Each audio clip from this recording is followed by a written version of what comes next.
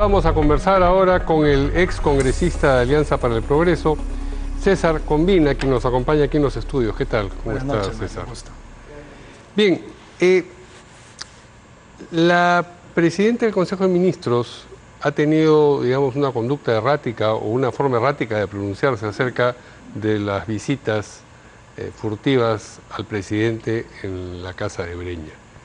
Ella dijo que esto iba a ser transparentado, eso lo dijo después de una sesión del Consejo de Ministros, que el presidente había dicho que iba a ofrecer la lista de los visitantes. Luego, aquí en Canal N dijo que entendía que ya esa lista había sido presentada, había sido entregada a la Procuraduría General, pero cuando la Procuraduría General días después dijo que esa lista no le había sido entregada, que lo único que le había dicho la Casa Militar es que ellos no tenían cómo saber quién visitaba o no al presidente fuera de las instalaciones del Palacio, pues entonces quedó descolocada. Y hoy día ha terminado, después de la sesión del Consejo de Ministros, en la presentación pública que tienen, ha dicho: depende de la Oficina de Presidencia hacer los trámites para presentar la documentación. Estaremos atentos, como si fuese, no sé, una institución de vigilancia, como si fuese que la Defensoría del Pueblo, quizás, si no fuese la presidenta del Consejo de Ministros, la vocera principal del gobierno, cuyo presidente es el que tiene que brindar esa información. Así es, vemos que Mirta Vázquez está lavándose las manos muchísimo, no solamente con el caso emblemático de la Casa de Breña, sino con otros casos que ella misma ha iniciado, como el caso de la crisis que en estos momentos está viviendo en todas las zonas mineras del Perú. Pero específicamente sobre la Casa de Breña, está mostrando un doble discurso. Está por un lado diciendo que se tiene que investigar, se tiene que vigilar, que están atentos, cuando ella, con su sola presencia y manteniéndose como presidenta del Consejo de Ministros, está dándole la confianza y está respaldando al presidente en los hechos que todos conocemos: blindaje, silencio y además, sobre todo, tráfico de influencias, que para mí es clarísimo, pero mucha gente todavía cree que hay que seguir investigando. Si tú tienes a un presidente de la República, que es el único que mediante una declaración jurada, porque no hay libro de visitas, tendría que decir con quiénes se reunió, a qué hora se reunió y qué día se reunió, y lo tienes completamente callado, pero además lo tienes escondiéndose de la justicia, creo que esto es un muy mal síntoma. Es un síntoma que muestra que toda la investigación que se está haciendo a nivel de la prensa y no necesariamente a nivel de la Fiscalía va a terminar involucrando fuertemente a Pedro Castillo con una red de tráfico de influencias que funcionaría desde el mismo Palacio de Gobierno. Eso tendrá que efectivamente determinarlo la investigación y tendrá que seguir viéndolo la prensa. De hecho, hay otros datos inquietantes a propósito del presidente Castillo, como por ejemplo que solicitase la reprogramación de la cita con la fiscal de la Nación que iba a tomar su testimonio acerca de las presiones sobre los entonces comandantes generales del Ejército y la FAP para los ascensos. Ese es un asunto que también preocupa, pero concentrémonos en la señora Mirta Vázquez, porque hay quienes dicen ella ha quedado descolocada, dijo una cosa, esa cosa no se cumplió y ahora pues balbucea y dice estaremos atentos, como si fuese una observadora ajena, digamos, a lo que está ocurriendo en el gobierno y no probablemente la segunda persona en importancia de ese gobierno. Hay quienes dicen la señora tiene que renunciar. Sí, definitivamente. La señora ya en estos momentos debería estar evaluando seriamente su renuncia. Personalmente considero que Mirta Vázquez debe renunciar, porque todas las propuestas, las promesas que le ha hecho al pueblo peruano en cada uno de estos conferencias de prensa posterior al Consejo de Ministros de todos los miércoles, termina siempre dejándola mal porque mientras que ella intenta apagar los incendios, el presidente sigue incendiando la pradera y ya no hay forma en que su presencia garantice estabilidad, garantice transparencia. Creo que ha terminado mucho más que chamuscada, bastante quemada. O sea, el incendio la ha alcanzado a ella. El incendio la ha alcanzado a ella, y con su silencio y con el juego cómplice de darle más oxígeno al presidente de la República y no enfrentar los hechos, me parece que está terminando de quemarse, políticamente hablando, pero además está haciendo muchísimo daño al Perú, porque como la segunda persona más importante del Poder Ejecutivo, lo que está haciendo es blindar a un investigado por tráfico de influencias. Bueno, pero digamos, ¿qué tan importante es lo que usted llama el oxígeno político? Me imagino que le está dando. Efectivamente, es un balón que le alcanza al presidente Castillo. ¿Tiene oxígeno ese balón? El oxígeno se está acabando y cada semana que pasa es menos oxígeno que le queda a este gobierno, que le queda al gabinete de Mirta Vázquez. Ella tiene que pensar en que estas reuniones en Palacio de Gobierno, que tuvieron como protagonista Pedro Castillo, al delincuente Vladimir Cerrón y a otros líderes políticos, lo que fue una componenda, y que en esta componenda también se jugó la vida política de Mirta Vázquez. Ella, el día de hoy, tiene distintos silencios que son cómplices. Perdón, el señor César Acuña, candidato presidencial del partido por el que usted postuló, ¿fue parte de esa componenda? Me parece que todos los que estuvieron reunidos allí en Palacio de Gobierno tienen que participar de algún tipo de negociación política que personalmente me parece inaceptable. Una cosa es una negociación política y otra cosa es una componenda. No, aquí ha habido una componenda. Sí. Esa negociación política que para las cámaras ha sido una visita protocolaria a Palacio de Gobierno, el solo hecho de sentarse con alguien como Vladimir Cerrón, que en el caso del señor Acuña no lo hizo, pero sí me parece que sentarse con Pedro Castillo a conversar y a darle más oxígeno a este balón que se está acabando es una componenda política. Y aquí hay un tema más importante, que no solamente se ha dado por el caso de la moción de vacancia, sino que se ha dado por distintos silencios cómplices que ha tenido Mirta Vázquez. No ha dicho nada de la reforma universitaria, que su mismo partido... Hoy día ha dicho que no está de acuerdo, que el Ejecutivo no está de acuerdo con lo aprobado en el Congreso, en la Comisión. El Ejecutivo no está de acuerdo, pero su bancada oficialista sí está, y además ella tendría que ya haber anunciado que si se aprobaría esta norma, la observaría, como sí ha hecho con otras normas, en donde sí les gusta observar muchísimo, pero en una norma que va a destruir la educación peruana, no. Bueno, por otro lado, usted está enumerando lo de la Comisión de Educación. El problema que estamos hablando de Breña. La lista no ofrecida y nunca entregada de los visitantes furtivos a la casa de Breña. La lista de invitados desconocidos de Breña. El tercer punto es que mantiene en su cargo al ministro de Transportes, alguien que se ha enfrentado abiertamente a la reforma del transporte, que también defendía en su momento a Mirta Vázquez. La sola presencia de un sentenciado por corrupción entrando por la puerta grande a Palacio de Gobierno destruye, como Vladimir Cerrón, destruye todo el discurso de transparencia y lucha anticorrupción que tenía Mirta Vázquez. El día de hoy, ¿qué discurso le queda a Mirta Vázquez? No le queda nada. Y ese oxígeno que le dio para sobrevivir a Pedro Castillo algunos días, parece que la va a terminar eliminando políticamente a ella. A propósito de lo que usted menciona sobre el ministro de Transportes y Comunicaciones, el Congreso lo interpeló y luego no ha presentado lo que se mencionó en algunos casos. Por ejemplo, la congresista del partido, una de las congresistas del Partido Morado, dijo: yo misma voy a presentar la moción de censura, y esto no ha ocurrido. En eso parece que están de acuerdo el Ejecutivo y el Legislativo. Es una situación muy crítica, porque en cada una de las reformas que han unido al Perú, ya sea a nivel social, a nivel político, que han unido al Perú y que creo que todos estamos de acuerdo en que la educación, el transporte, son nuevos pactos por los cuales tenemos que avanzar. El Congreso y el Ejecutivo se están uniendo para destruirlas. La lucha contra la corrupción tiene algunas batallas simbólicas muy importantes. Creo que el solo hecho de que Vladimir Cerrón haya ingresado a Palacio de Gobierno por la puerta grande, ¿le parece usted que trae por tierra eso es una aberración, Fue Susel Paredes, no recordaba el nombre en ese momento, la congresista que nos dijo acá en entrevista que ella misma presentaría la moción. Y hasta el día de hoy no se presenta nada. Seguimos esperando el caso del señor Gallardo, una persona que está en contra, asunto, el de educación, en contra de la meritocracia del examen a los profesores, que lo boicoteó, que además está en contra de la reforma universitaria y que es el gran lobista, junto con Pedro Castillo, a favor de las universidades no licenciadas. Recordemos que el señor Gallardo tiene toda la posibilidad en este momento de continuar la lucha a favor de la reforma universitaria, y lo que hizo fue votar a un gran profesional que era el coordinador parlamentario del Ministerio de Educación, como Luis Endo, que se dedicó durante mucho tiempo y con distintos presidentes y con distintos ministros a luchar a favor de la reforma, y que el lobby de las universidades no licenciadas no gane en la agenda política parlamentaria. Todas estas cosas están ocurriendo en este gobierno y son avaladas por Mirta Vázquez, quien se queda sin ningún tipo de lucha política real. Ahora, ¿es imaginable en efecto que ella renuncie y que se produzca de nuevo la designación? Bueno, si ella renuncia tendría que ocurrir la designación de un nuevo gabinete, porque un nuevo presidente del Consejo de Ministros supone un nuevo gabinete, aun cuando repita alguno de los nombres del gabinete anterior, 30 días, ir al Congreso, pedir la confianza y echar a andar la máquina de nuevo? Aquí no hay gobierno, el Perú está casi en automático y lo que hay es un grupo de personas que están en el Poder Ejecutivo que se dedican a boicotear día a día la economía, la educación, el transporte y la vida de los peruanos. Lo ideal sería que Mirta Vázquez renuncie y que se vaya todo el gabinete a su casa.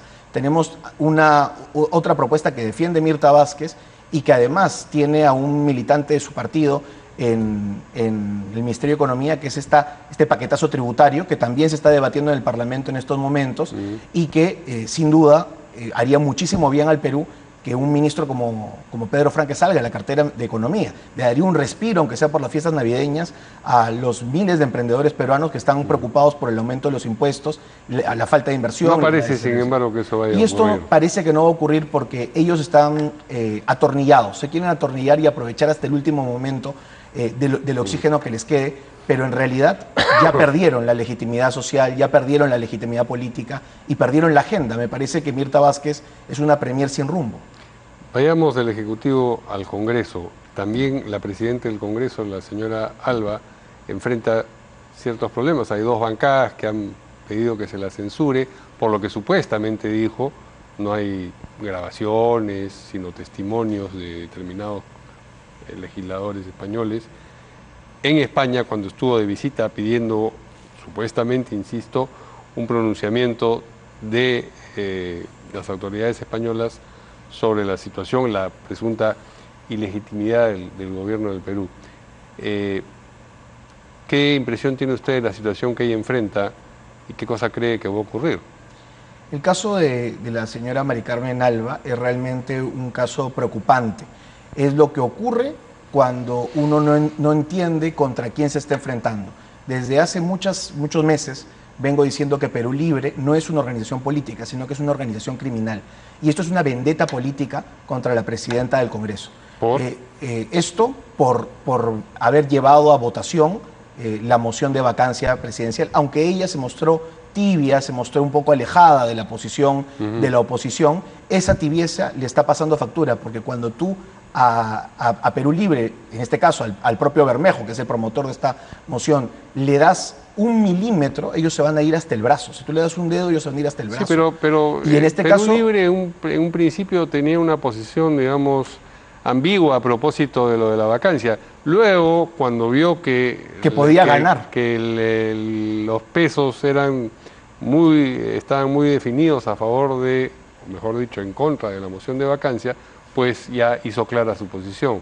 No me queda claro que quieran vengarse de la señora Alba por eso. Perú Libre va a jugar y va a seguir jugando a la extorsión. Ellos son extorsionadores. Y lo que han hecho con el caso de la moción de vacancia es eso, utilizar los 17 votos del bloque serronista duro para negociar con Pedro Castillo, y lo han dicho abiertamente, mayor participación en los ministerios, y ya cuando han terminado su agenda de negociación en el Poder Ejecutivo, ahora van a pasar a la agenda de negociación en el Parlamento. Le presentan la moción de censura a la señora Alba para advertirle de que está detrás de ella. Probablemente, yo espero que las fuerzas políticas democráticas no apoyen esta locura, pero van a seguir extorsionando. Que se han manifestado, digamos, representantes de 6 bancadas que han dicho que no van a acompañar esta moción. De manera que esto se puede desinflar rápidamente. Me parece que es lo más sensato y me parece que además debería mostrar la forma en que de trabajo político, de acción política de Perú Libre, de Juntos por el Perú. Ellos lo que quieren es patear el tablero, lo que quieren es generar inestabilidad, división, quieren generar cortinas de humo y quieren generar también extorsión, porque ellos, por ejemplo, están buscando que en la próxima legislatura les toque algunas nuevas comisiones, la recomposición de la mesa. ¿Usted cree que estos 17 integrantes de la bancada de Perú Libre, que son afines al partido antes que al magisterio o al presidente Castillo, son todos ellos parte de un grupo que se dedica a la extorsión? ¿Eso es lo que usted está diciendo? Definitivamente, y no tengo ninguna duda. De hecho, en la campaña de segunda vuelta advertimos que la organización criminal Perú Libre no solamente son los dinámicos del centro, sino que se extiende hacia toda la organización política de Perú Libre y que tenía ya participación parlamentaria. Guido Bellido, Silvana Robles, Bermejo, el señor Valdemar Cerrón, Luis Quito, Kelly Portalatino y otros han sido financiados directamente por esta organización criminal y por Vladimir Cerrón. Definitivamente tener a congresistas les permite continuar con este modus vivendi que tienen, y es realmente peligroso que algunas fuerzas políticas los consideren políticos, los consideren pares, cuando lo primero que han hecho el día de hoy es solidarizarse como congresistas que nos representan a todos los peruanos, solidarizarse con un delincuente sentenciado como Vladimir Cerrón, acusándolo de persecución política, cuando lo que tiene son más de 200 procesos penales por haber destruido una región y haber generado miseria, pobreza, corrupción y tráfico de influencias. Creo que el Perú debe saber que estas personas tienen una agenda personal que coordinan directamente con Vladimir Cerrón y que no es específicamente la agenda de todos los peruanos. Ahora, este cuadro, no preocupante, dramático, trágico de los gobiernos regionales no es exclusividad de Perú Libre.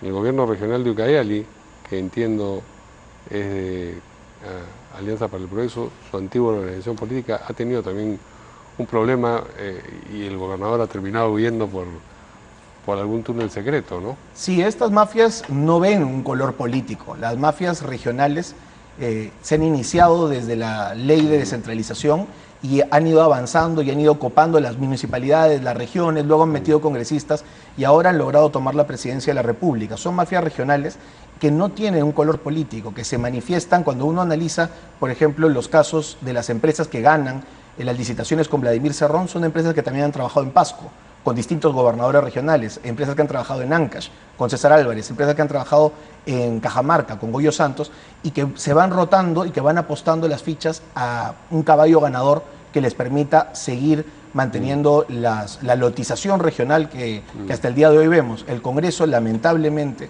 no está haciendo absolutamente nada. Cuando nosotros estuvimos en el Parlamento, sí, la Comisión de Fiscalización citó, por ejemplo, a este gobernador regional, y los representantes de Alianza para el Progreso de ese momento no lo blindaron, al contrario, se permitió que participe vía virtual en ese momento. Claro, pero a eso iba, la corrupción... No, la corrupción está generalizada en las regiones y tenemos que seguir luchando contra eso. Sí, sí. A propósito, le quería preguntar también sobre el nuevo eslogan que conocemos, que hemos conocido hoy día del gobierno oficial, siempre con el pueblo. ¿Qué sabor le deja ese? Bueno, creo que se lo podríamos decir muy claramente. Siempre engañando al pueblo, siempre escapándose del pueblo, siempre mintiendo al pueblo, pero nunca con el pueblo.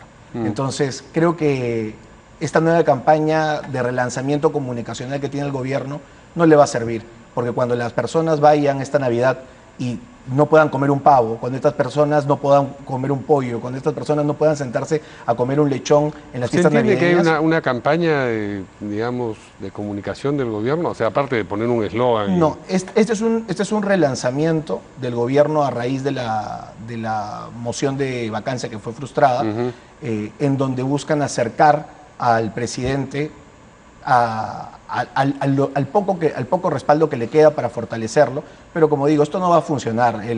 No importa que él diga que va a dar un descuento de 15 soles, de 15%. Eso lo entiende usted como parte del mismo esfuerzo. Es un relanzamiento populista que quiere hacer, que para eso necesitan las facultades legislativas para seguir regalando el dinero y seguir despilfarrándolo, con la idea de comprar apoyo popular. Pero eso no va a funcionar porque por cada sol que se logra regalar, va a ser imposible comprar gas, comprar pollo. Pero digamos, el cuadro que usted imposible pinta es un cuadro apocalíptico. Es decir, este gobierno está todos los días viviendo sus últimos días. Sin embargo, se mueve. Sin embargo, se mueve, sí. y hay que decirlo con todas las letras. Lo que advertíamos en segunda vuelta se ha cumplido casi al 100%. No se ha parado el caso de la Asamblea Constituyente. Al contrario, se sigue trabajando muy fuertemente en crear el momento constituyente. Ha perdido oxígeno político. Ha perdido oxígeno, ¿no? Pero no ha salido de la agenda. Ni saldrá, porque no veo al presidente diciendo, bueno, ya no vamos más con eso. Claro, ¿no? Y la asfixia que se quiere hacer al sector minero es parte de este camino que tenían, de esta agenda que tenían de crear más inestabilidad social, caos social. Por otro lado, la confrontación con el Parlamento constante, y obviamente la toma del poder, que es lo que se vivió en los primeros años del gobierno de Vladimir Cerrón en Junín, en donde buscaron como sea poner a personas muy leales y muy cercanas en los cargos públicos, aunque no estén preparadas. Creo que en estos momentos cada ministerio es una prueba viviente de eso. Se está poniendo a las personas más cercanas a Pedro Castillo, las Fuerzas Armadas también, se intentó hacer eso con Cancillería, se intenta hacer eso con SUNAT. Claro, pero ahí el verbo fundamental es intentar. Una cosa es intentar y otra cosa es conseguir. ¿Usted tiene la impresión de que si fuesen esas efectivamente las intenciones de Perú Libre en el gobierno, está avanzando hacia ese objetivo o está más bien dando pasos en falso y viendo que determinadas cosas que quería hacer no las va a conseguir? Yo creo que sí está avanzando concretamente. Está avanzando concretamente y está normalizando muchas cosas que en este país no deberían ser normalizadas, como el liderazgo político, supuesto político de un grupo delincuencial, la destrucción de todo el sistema de meritocracia en la educación, la toma de algunos ministerios por parte del lobby, la destrucción de la economía diariamente. Todo eso se está cumpliendo y lo están logrando. Hay algunas situaciones que van a tomar más tiempo. Me parece que el caso constituyente, por ejemplo, va a tomar más tiempo. Sin embargo, ya vemos que comienzan a mover marchas a favor de que cierran el Congreso. ¿Por qué un presidente que tiene una bancada de gobierno, la mayor dentro de las minorías, quisiera cerrarse a sí mismo? ¿Por qué congresistas como Bermejo postularon para ser congresistas para boicotearse y cerrarse? Es porque tienen todavía la esperanza y albergan la esperanza de que están avanzando por el camino correcto. Yo creo que se le está acabando el oxígeno, el pueblo no va a aguantar esta situación y una segunda moción de vacancia es inevitable para los próximos meses. Pero bueno, volveremos al escenario de los 87 votos, que es difícil que se saquen del sombrero, digamos. Hay sectores políticos que están muy definidos en determinado sentido y sectores políticos que están muy definidos en el otro. Hay grupos, como el caso del Partido Morado, que lo único que tiene definido es su apoyo a Pedro Castillo. No importa cómo, pero pueden estar en contra de la reforma universitaria, pueden estar en contra de la reforma del transporte, pero quiere apoyar Alianza a Pedro para el Castillo. Progreso. Alianza para el Progreso me parece que está ya poco a poco.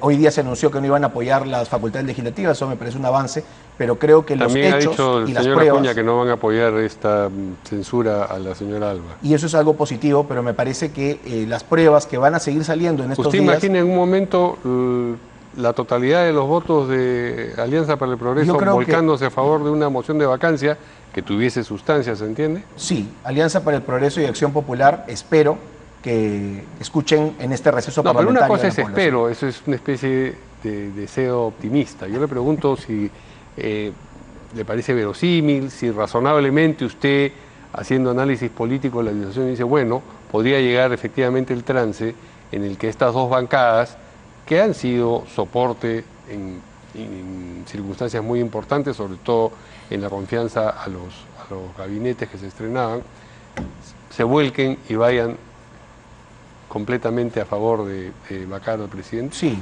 es una opción y yo creo que es una opción que se va a dar para la segunda moción de vacancia, que sí creo debe tener mucha más sustancia jurídica, ahora tenemos muchísimas más pruebas, pero sobre todo que el verdadero promotor de la vacancia presidencial es Pedro Castillo. Este silencio de meses, este silencio de semanas, va a terminar pasándole una gran factura y creo que no va a haber ninguno de sus actuales aliados que va a poder defenderlo ante algo que es realmente imperdonable. Un presidente que no pueda ni siquiera decir si recibió dinero, si se reunió con alguien o si ha cometido algún delito. Pero hasta los voceros de las bancadas más radicales en este afán de vacar al presidente, como por ejemplo Renovación Popular, me refiero al almirante Montoya también, dicen que no van a presentar, por lo menos en lo inmediato, otra moción de vacancia, que no sería democrático.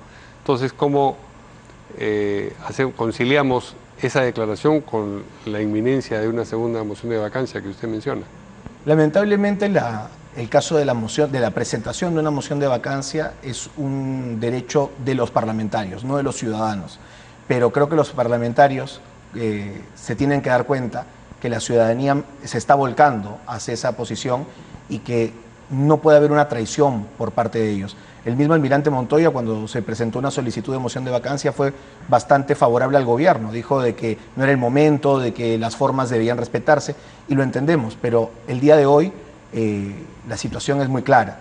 Pedro Castillo no va a responder, ni va a abrir la boca, porque apenas ocurra eso, los 87 votos se consiguen. Entonces, ¿Eso crees algo que se va a producir este escenario de una nueva moción de vacancia antes de que termine el verano, digamos? Yo creo que esto se va a dar aproximadamente entre febrero y marzo, más para marzo porque va a permitir el retorno de los parlamentarios de su receso, y en ese momento en donde ellos retornen a sus regiones, se van a dar cuenta de la realidad. La realidad es que el primer desestabilizador, el verdadero golpista es Pedro Castillo. Pedro Castillo le golpea la billetera y le golpea la economía familiar a todo el Perú. No importa si votó por él o no votó por él, si tiene un poco más de plata o un poco menos de plata. Pedro Castillo le destruye la vida a la gente. Y esto no es responsabilidad de una oposición, es responsabilidad de solo Pedro Castillo. ¿Quién es el único que tiene que responder? Una admisión de la moción de vacancia, de una segunda moción de vacancia, me parecería no solamente necesaria, sino lo más democrático. Ha sido bien duro que el presidente no pueda ni siquiera dar la cara, que le dé miedo, que tenga que llamar a todos los líderes políticos para no hablar. El silencio no puede ser eterno. ¿Le parece a usted que la moción de vacancia ha sido manejada de manera políticamente adecuada de parte de quienes la impulsaban? Por ejemplo, la señora Chirinos. En este caso me parece que la moción de vacancia empezó como una propuesta personal, que es lo que señaló la señora Chirinos, tomó cuerpo, pero sí faltaron voceros que tranquilicen a la población en lo que significa la expectativa. ¿Por qué? Porque cuando una moción de vacancia solamente se basa en algo que va a ocurrir, por ejemplo, un audio, por ejemplo, más pruebas, y nos olvidamos de que tenemos pruebas de sobra, hay audios, hay vouchers, hay una investigación fiscal, son 3 fiscales que están solicitando que Perú Libre sea declarada organización criminal por financiamiento ilícito de campaña que involucra a Pedro Castillo y a Dina Boluarte. Es decir, si nosotros no tomamos lo que ya tenemos y se lo explicamos a la población, sin duda va a haber reticencias. Creo que este momento, estos meses, todos los que votaron, todos los congresistas que votaron a favor de la admisión de vacancia tienen una sola tarea: regresar a sus regiones y difundir el por qué se debe vacar a Pedro Castillo con pruebas y no con argumentos políticos. Muy bien, muchas gracias a César Combina, ex congresista de Alianza por el Progreso, por la entrevista. Buenas noches.